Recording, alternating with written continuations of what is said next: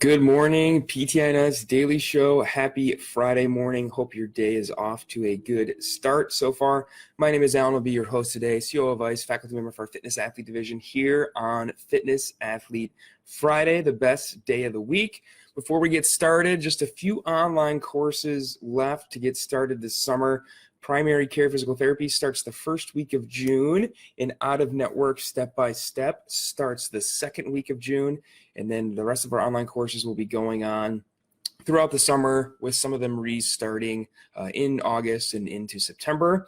A couple chances to catch us live. Our first live course since the COVID lockdown will be the first weekend of June in Charlotte, North Carolina for lumbar spine management with Jordan Berry. That course has one spot left. And then if you're interested in lumbar spine management and you can't get to that course, Jeff will be up in Danbury, Connecticut the weekend of June 27th and 28th.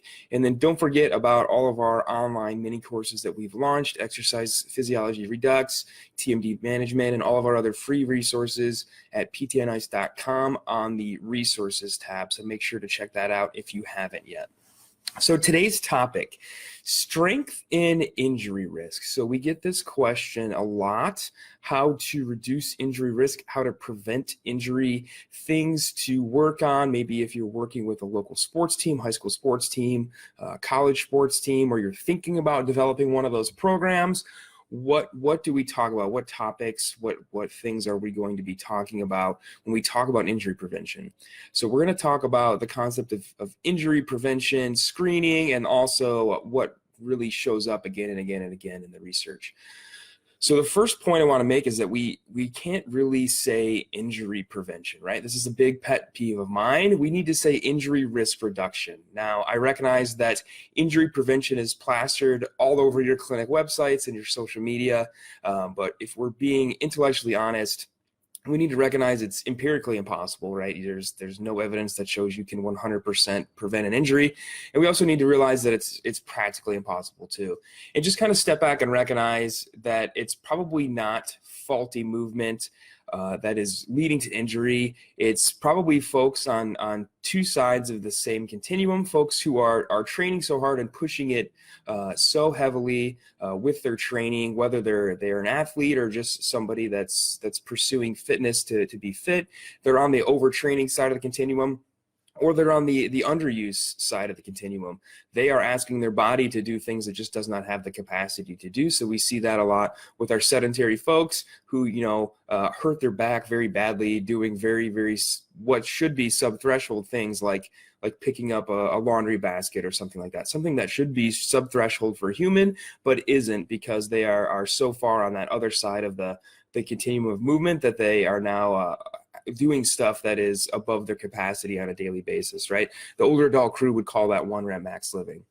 So we can't say that we can 100% prevent injury, but we can do a lot to reduce the risk that you will get injured. And if you do happen to get injured, which is likely, especially if we start to move you towards the fitness side of the continuum, what can get you back moving sooner and with less pain?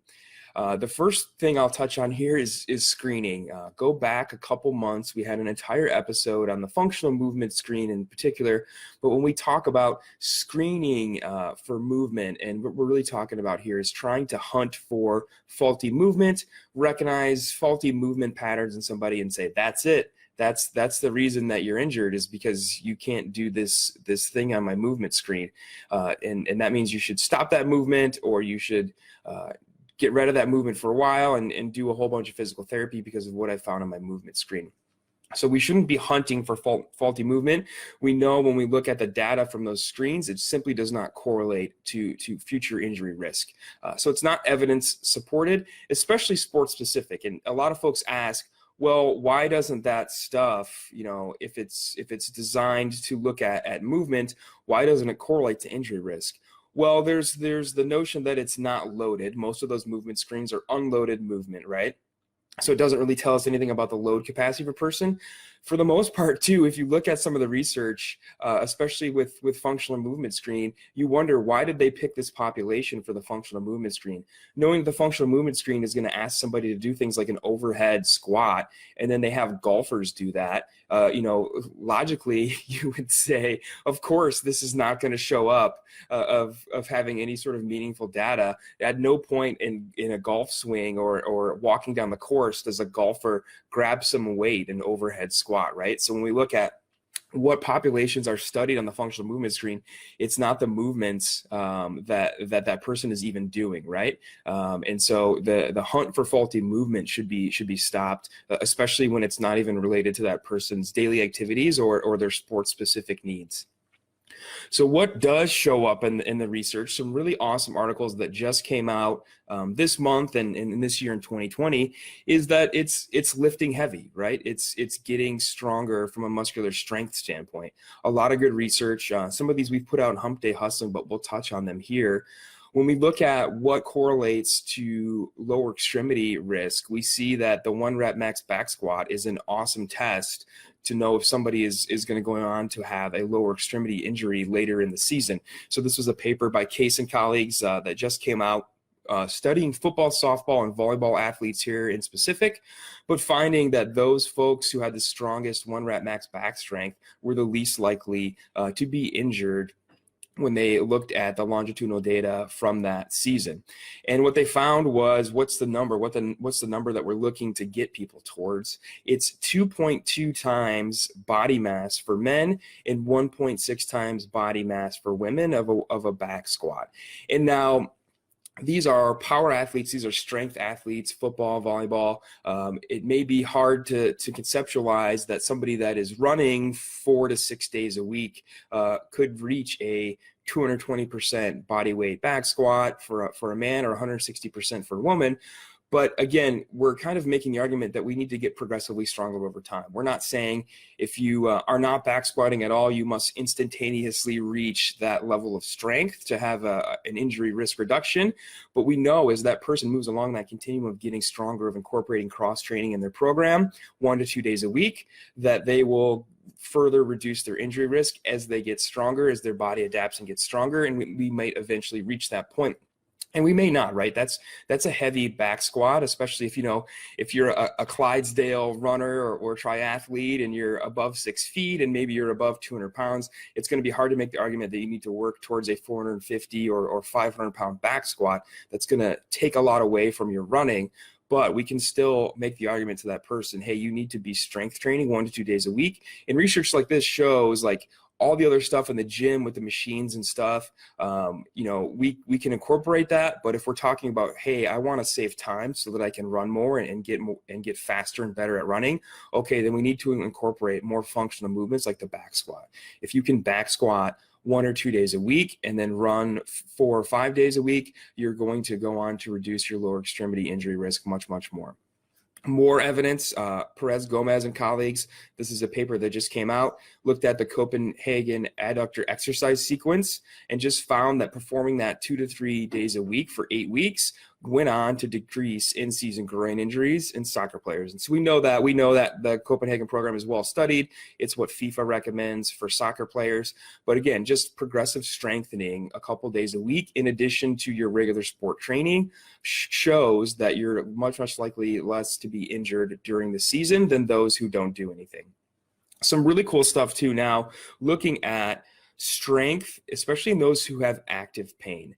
And there's a concern here that when we start to study this, it shows that exercise only seems to have a giant benefit, even without a physical therapy evaluation or any sort of manual therapy technique. But that is a really good argument that I'll make later on, that we're probably the most uniquely qualified people to be doing stuff like this with these patients. So some good papers. I'm going to butcher this name. I think it's Scandinavian Sjosvold, 2020. They looked specifically at folks with persistent low back pain, and they wanted to know, what can we do? What happens as the person gets stronger? What if we just focus on periodized strength training and nothing else? And so they had these folks back squat bench press, deadlift, and pendlay row, which a pendlay row is a hinge, almost like a deadlift position, and then a row from the ground to your chest with the barbell, and then setting the barbell all the way back down each rep. So upper back and kind of middle back strengthening exercise. And what did they find? They found the people all got stronger, of course, but for the most part, their pain went down as well. We sent this article out in Hump Day Hustling this week. This is a fantastic article. I really can't speak enough about this article. There's, of course, a giant amount of research about deadlifting and low back pain, but this article looked just at performing these 4 lifts. And the goal of this article is maybe not even in the methods or the results, but they took testimonials from all of these subjects, and some of them are just incredible, right? You have folks in their 40s, 50s, 60s saying, hey, before I participated in this study, I did not think I could do any of this. I did not think it was good for me. And now I recognize, like, hey, this is the stuff I need to be doing. I recognize that I'm stronger, I'm capable of doing this stuff, and I want to continue to do it after the study is over. And I think that's a great article to share with maybe other providers in your community, maybe your referral sources who are asking you, why are you having folks back squat and deadlift in your clinic for physical therapy? Why aren't you doing ultrasound like I prescribed, or things like that? And also for that patient who maybe says, why are we just exercising and lifting heavy? Why aren't you massaging my back or using needles or something like that? This is a great article to share. Just showing these folks, these are not athletes. These are middle-aged and even older adults who are coming in and lifting heavy based off 1 rep max, getting stronger, and also getting rid of their pain. And so going on to be injured less in the future as well. And final point here, talking about the strength research in general, is we know that strength training improves other factors too. So when we talk about what can improve injury risk reduction, it's of course getting stronger, but it's also things like sleep and diet and nutrition. And what helps with that? Strength training helps with that stuff too. Great paper, Santiago and colleagues, just finding that resistance training improved both sleep quality and quantity. So folks got deeper sleep and they slept more after performing resistance training. They reported that they were less sleepy during the day. They were less tired throughout the day. And that just shows us, if you're less tired throughout the day, you're much, much more likely to hit the gym after work than go home and order a pizza and watch Netflix, right? And so if we strength train, we have more energy to continue to strength train. And again, making that argument for progressive strengthening over time is the thing that's going to reduce our injury risk. And then going into kind of the cardio research, if you will, a paper by Dahir and colleagues, just looking at what if we add cardiovascular exercise to a plan of care. So if we give folks 2 times a day of neck strengthening exercises, and then we give the experimental group the same exercises, but have them do 45 minutes of cardio afterwards twice a day, what happens that those folks who do the strength and the conditioning have better long-term pain outcomes in the future. And then they also, we can make the argument that they're going to have better long-term health outcomes as well, right? Especially in a population of sedentary people. If we can get them doing strength and conditioning, we know that their injury risk from things like cardiovascular disease is going to be much, much lower in the future, notwithstanding musculoskeletal injury as well. And so when we talk about this research, when we talk about this in the fitness athlete courses, there is always a person or two who is kind of upset, right? This person says, I went to PT school for 3 years and I spent $100,000 or $200,000 or $500,000 to have doctor in front of my name. And that means I need to be doing this skilled care. And it sounds like you're telling me to just have people do personal training or just exercise. And well, yeah, we are, because that's what the evidence supports. But you have to say, who is more uniquely qualified to do this than a physical therapist? No one. You're able to have somebody come in that's in active pain, calm their pain down, and get them to be doing this, excuse me, progressive strengthening exercise. You're able to take somebody who maybe is not in pain and is just looking for performance improvement. Like, hey, I've been stuck at a plateau on my back squat for months, for years. I'm not getting any stronger. Okay, well, let's look at your form. What's going on with your mechanics that you're not able to lift more weight? Maybe we can play with some of your accessory programming to try and break through this plateau so that you can get progressively stronger, even though you're somebody who's already actively training. So there's nobody more uniquely qualified than a physical therapist, right? Primary care physician can't evaluate that movement like we can. They can't get people exercising the same day of their evaluation like we can. That's my goal with every single patient that comes in is can I calm down your pain if you're in pain, and then can I get you next door even for 5 or 10 minutes on that very first day and get you a little dose of strength training before you go out the door, because I know that's going to have a much more profound impact on your plan of care than anything else that we do. So, you can say, well, this seems like personal training and we need to incorporate more skilled care. But I would argue that the proper dosing of exercise, being able to get somebody in the position, maybe even psychologically, biopsychosocial, out into the gym to move is definitely within our wheelhouse of skilled care as physical therapy. And so what are some practical implications? Follow CDC guidelines when you're recommending to folks who are already active or folks that maybe you're discharging. You need to be performing at least 2 days a week of resistance training. We need to be lifting above 60% of our 1 rep max. Most folks, the person that just wants to exercise to not be in pain, or maybe to be in quote unquote good shape, that may be tough for them. They're not somebody that's maybe going to know their max. If you're working with CrossFitters or weightlifters, they're going to know their maxes, and you can just tell them they need to always be lifting above their 60% of 1 rep max. But for that recreational gym goer, just say, hey, you should be working at a load that you can't lift for more than 12 reps. If you feel like you could do 15 or 20 or 30, it's too light. You need to bump up to the next plate on the machine and find a weight that is tough for 4 to 5 sets of 8 to 12 reps. When that starts to get easy, awesome. That means you're getting stronger. Bump the weight up. Make sure you're getting cardiovascular exercise in, especially combining that with your strength training. Do some strength training and then do some cardiovascular exercise. We know that's going to help, especially keep your pain down once you're done with physical therapy. And then make sure you're doing other stuff outside of structured exercise. 5 hours a week of non-exercise physical activity is what's recommended. So we're looking at moving for 10 to 15 hours a week to meet these guidelines. So explain that to your patient, like just because you're out of pain doesn't mean you're done. We need to keep lifting heavy. That's going to increase the likelihood that you don't have to come back and see me in 3 to 6 months, right?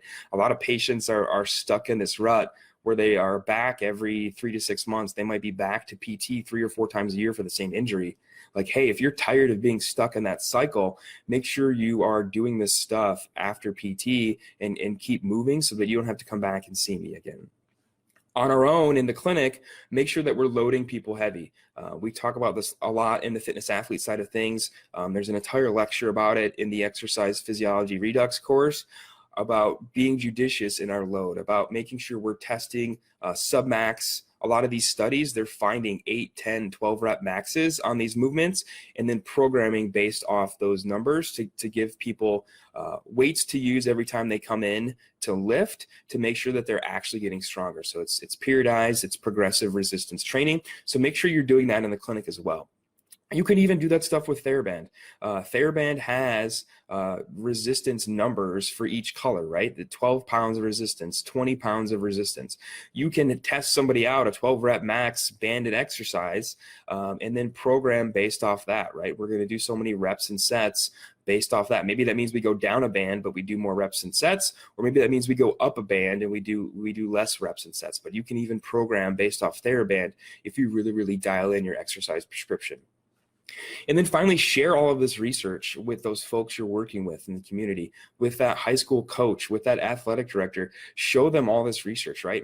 There's a mountain of evidence. More and more comes out every single month. It's muscular strength that is going to have your athletes be injured less in the season, right? If you're tired of having half your squad on the bench because they're all banged up, they're in PT, like have them run through Copenhagen exercises 20 minutes as part of their warm-up or as part of their cool down at practice. Make sure you're getting in the gym in the weight room and you are back squatting and deadlifting 1 to 2 days a week for your power athletes, your football players, your volleyball players, that stuff, that evidence is quite concrete, and that's all stuff that they're able to do, right? And if they're not, hey, again, who better than you to help them understand how to coach the back squat to their athletes, or the deadlift to their athletes, and have maybe the assistant coach keep track of everybody's numbers, so we know that every time we come in, we are getting that progressive resistance exercise. We are lifting more weight or doing more reps and sets every time, instead of, often when you go into a high school weight room, people just come in and throw some weights on the bar and just kind of goof off for a little while and lift some weight, but they don't have any percentages to go off of. And so help that coach dial that in a little bit better, and then and see that reduction in injury throughout the season that they'll definitely appreciate. And then you'll be that PT of choice in the community that they send athletes to when they do happen to get injured, or maybe even for some specific accessory programming. So I hope that helps. Again, I mean, we say this here all the time. It's getting stronger. It's moving faster is what shows up again in the research, not only to help folks in pain, but to reduce the risk that they're going to be injured again in the future. So that's all I've got for you. I hope you have a great Friday. I hope you have a great weekend. If you're going to be doing Murph on Monday, have fun. Be sure to scale the pull-ups if you haven't been doing pull-ups in a couple of months, like a lot of us. I'll be back on Monday morning to talk about some veterans' health issues on Memorial Day. Have a great weekend. Have a great holiday. Bye, everybody. Hey, thanks for tuning in to the PT on Ice Daily Show. If you enjoyed this content, head on over to iTunes and leave us a review. And be sure to check us out on Facebook and Instagram at the Institute of Clinical Excellence.